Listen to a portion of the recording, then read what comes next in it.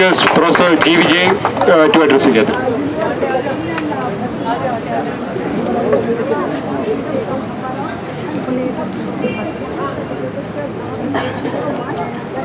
Friends, I think a lot of speakers have already said several things, but I would like to basically draw your attention to an interesting coincidence, or more or less, some kind of a convergence of ideas. Our Vice Chancellor, after he has come back, very recently has given a statement saying that from now on students must focus on examinations, on learning and nothing else. And there was a police officer here, a senior police officer with whom we were discussing about why don't you really let the students who are coming, the teachers who are coming to express solidarity go inside, because this is, after all, it's a peaceful demonstration, it's a democratic demonstration, it's an expression of solidarity. And then he said that I have also studied in universities, but I have never done things like this. Now this idea that, what is it that we are doing here? I mean, we are basically trying to do our role as citizens. This is as much of learning as it is a fulfillment of an obligation. It's a constitutional obligation of every citizen to raise their voice when certain, equity and justice concerns exist, and when certain, violation of rights has taken place. Now here in this institution, when we produce students, we also produce people who raise voices. We have this and we take great pride in it. It's not as if what is being done here is in some sense in violation of the spirit of this institution. Let me bring to your notice that the motto of our institution is in fact education for liberation.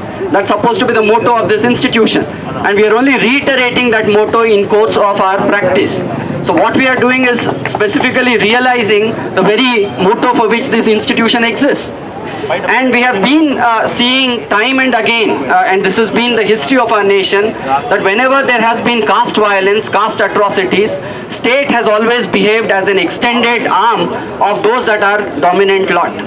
So the upper caste, the upper class domination that happens in terms of the capture of institutions, in terms of misuse of authority, in terms of misuse of the state, is what needs to be challenged.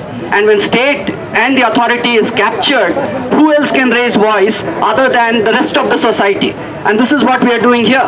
We are the community that is basically raising a voice in the spirit of constitutionalism, in the spirit of rights, in the spirit of equity and justice, to then say that, well, we will not keep quiet. If you try to use force, if you try to frighten us, if you try to terrorize us, we will not keep quiet. And this is a responsibility that we have, not just for ourselves, but for the future generations.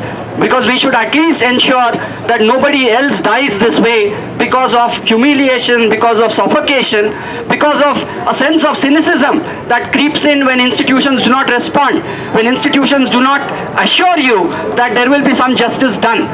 I think this is what we are striving to achieve here. No other student should even ever think in future that suicide is one mode through which you can actually register a protest.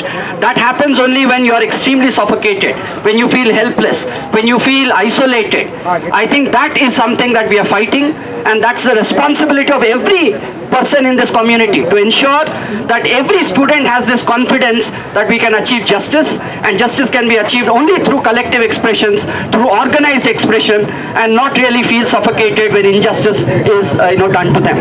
Thank you.